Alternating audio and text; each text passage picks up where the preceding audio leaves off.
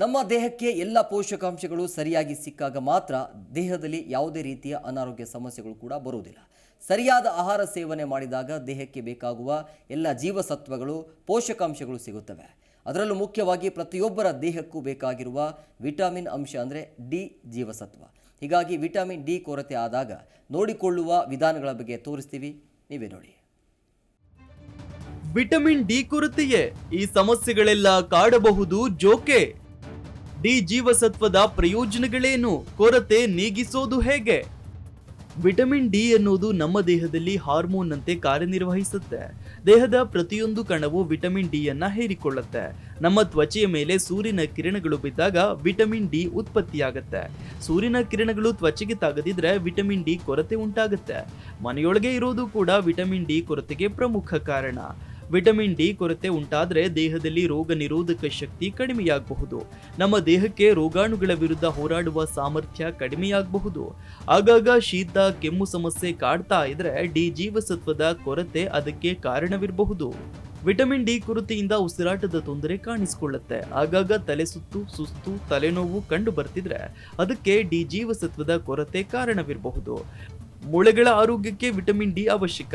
ಇದು ಮೂಳೆಯು ಕ್ಯಾಲ್ಸಿಯಂ ಅನ್ನು ಹೀರಿಕೊಳ್ಳಲು ಸಹಾಯ ಮಾಡುತ್ತೆ.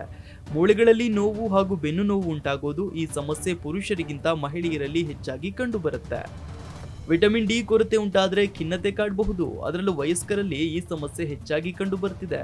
ಕೆಲವರಿಗೆ ಮಳೆಗಾಲದಲ್ಲಿ ಖಿನ್ನತೆ ಉಂಟಾಗುತ್ತೆ. ಇದಕ್ಕೆ ಸೂರ್ಯನ ಕಿರಣಗಳು ಹೆಚ್ಚಾಗಿ ಆ ಸಮಯದಲ್ಲಿ ಬೀಳದಿರುವುದು ಕೂಡ ಒಂದು ಕಾರಣ. ವಿಟಮಿನ್ ಡಿ ಇರೋ ಆಹಾರಗಳನ್ನು ತಿನ್ನೋ ಮೂಲಕ ವಿಟಮಿನ್ ಡಿ ಕೊರತೆ ನೀಗಿಸಬಹುದು. ವಿಟಮಿನ್ ಡಿ ಕೊರತೆ ಉಂಟಾದ್ರೆ ಗಾಯವಾಗಿದ್ರೆ ಬೇಗನೆ ಒಣಗೋದಿಲ್ಲ. ಉರಿಯನ್ನ ಕಡಿಮೆ ಮಾಡಿ ಸೋಂಕನ್ನು ನಿಯಂತ್ರಿಸಿ ಗಾಯ ಬೇಗನೆ ಒಣಗಲು ವಿಟಮಿನ್ ಡಿ ಅವಶ್ಯಕ. ವಿಟಮಿನ್ ಡಿ ಕೊರತೆ ಉಂಟಾದ್ರೆ ಕೂದಲು ಉದುರುವ ಸಮಸ್ಯೆ ಕಂಡುಬರುತ್ತೆ. ಕೂದಲಿನ ಆರೋಗ್ಯಕ್ಕೆ ಆರೋಗ್ಯಕರ ಡಯಟ್ ಅವಶ್ಯಕವಾಗಿದ್ದು ನಿಮ್ಮ ಡಯಟ್ನಲ್ಲಿ ವಿಟಮಿನ್ ಡಿ ಇರೋ ಆಹಾರಗಳನ್ನು ಸೇರಿಸಿ. ದೇಹಕ್ಕೆ ಅಗತ್ಯವಾದ ವಿಟಮಿನ್ ಡಿ ದೊರೆಯದೇ ಇದ್ದರೆ ಸ್ನಾಯುಗಳಲ್ಲಿ ನೋವು ಕಂಡುಬರುತ್ತೆ. ವಿಟಮಿನ್ ಡಿ ಅನೇಕ ವಿಧಾನಗಳಲ್ಲಿ ಮಹಿಳೆಯರ ಆರೋಗ್ಯದ ಮೇಲೆ ಪ್ರಭಾವ ಬೀರುತ್ತೆ. ಸಂಶೋಧನೆಯ ಪ್ರಕಾರ ಗರ್ಭಿಣಿ ಮತ್ತು ಹಾಲುಣಿಸುವ ಅನೇಕ ತಾಯಂದಿರು ವಿಟಮಿನ್ ಡಿ ಯ ಕೊರತೆಯಿಂದ ಬಳಲುತ್ತಿರುತ್ತಾರೆ. ಇದು ಅವರ ಮಗುವಿನ ದೇಹದಲ್ಲಿನ ಕ್ಯಾಲ್ಸಿಯಂ ಪ್ರಮಾಣದ ಮೇಲೆ ವ್ಯತಿರಿಕ್ತ ಪರಿಣಾಮ ಬೀರುತ್ತೆ. ನವಜಾತ ಶಿಶುಗಳು ತಾಯಿಯ ಎದೆಹಾಲಿನಿಂದ ಕ್ಯಾಲ್ಸಿಯಂ ಮತ್ತು ವಿಟಮಿನ್ ಡಿ ಯನ್ನು ಪಡಿತವೆ. ವಿಟಮಿನ್ ಡಿ ಕೊರತೆಗೆ ಪ್ರಮುಖ ಮದ್ದು ಅಂದ್ರೆ ಬೆಳಗ್ಗೆ ಸ್ವಲ್ಪ ಹೊತ್ತು ಬಿಸಿಲಿನಲ್ಲಿ ನಿಲ್ಲೋದು. ತ್ವಚೆಯ ಮೇಲೆ UVB ಕಿರಣಗಳು ಬಿದ್ದಾಗ ಕೊಲೆಸ್ಟ್ರಾಲ್ ವಿಟಮಿನ್ ಡಿ ಆಗಿ ಪರಿವರ್ತನೆಯಾಗುತ್ತೆ. ನಿಮ್ಮ ತ್ವಚೆಯ ಬಣ್ಣದ ಮೇಲೆ ನೀವು ಬಿಸಿಲಿನಲ್ಲಿ ನಿಲ್ಲೋ ಸಮಯದಲ್ಲಿ ವ್ಯತ್ಯಾಸ ಇರುತ್ತೆ. ಕಪ್ಪು ಬಣ್ಣದ ಗಾಢ ತ್ವಚೆಯವರು ಬಿಳಿ ಬಣ್ಣದ ತ್ವಚೆಯವರಿಗಿಂತ ಹೆಚ್ಚು ಹೊತ್ತು ಬಿಸಿಲಿನಲ್ಲಿ ನಿಲ್ಲಬೇಕು. ಇನ್ನು ವಯಸ್ಸು ಹೆಚ್ಚಾದಂತೆ ಬಿಸಿಲಿನಲ್ಲಿ ಹೆಚ್ಚು ಹೊತ್ತು ನಿಂತರೆ ಒಳ್ಳೆಯದು. ದಿನದಲ್ಲಿ ಸೂರ್ಯನ ಎಳೆಬಿಸಿಲಿಗೆ 10 ರಿಂದ 20 ನಿಮಿಷ ಬಿಸಿಲಿನಲ್ಲಿ ನಿಲ್ಲೋದು ಒಳ್ಳೆಯದು. ಮೀನು ಹಾಗೂ ಸಮುದ್ರ ಆಹಾರಗಳಲ್ಲಿ ವಿಟಮಿನ್ ಡಿ ಇರುತ್ತೆ. ಟ್ಯೂನಾ, ಬೂತಾಯಿ, ಮೃದ್ವಂಗಿಗಳು, ಸೀಗಡಿ, ಬಾಂಗ್ಡೆ ಈ ಮೀನುಗಳಲ್ಲಿ ವಿಟಮಿನ್ ಡಿ ಅಂಶವಿದೆ.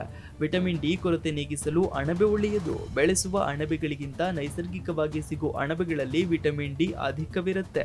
ಮೀನು ತಿನ್ನದವರು ಮೊಟ್ಟೆಯನ್ನು ತಿಂದ್ರೆ ಅದರಲ್ಲಿ ಸ್ವಲ್ಪ ಪ್ರಮಾಣದ ವಿಟಮಿನ್ ಡಿ ದೊರೆಯುತ್ತೆ. ಮೊಟ್ಟೆಯ ಬಿಳಿ ಭಾಗದ ಜೊತೆಗೆ ಹಳದಿ ಭಾಗ ಕೂಡ ತಿನ್ನಿ.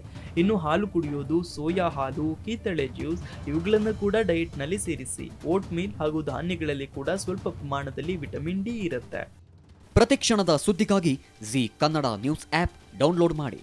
Live TV, latest updates, entertainment, lifestyle, technology ಸುದ್ದಿ ನಿಮ್ಮ ಅಂಗೈಯಲ್ಲಿ.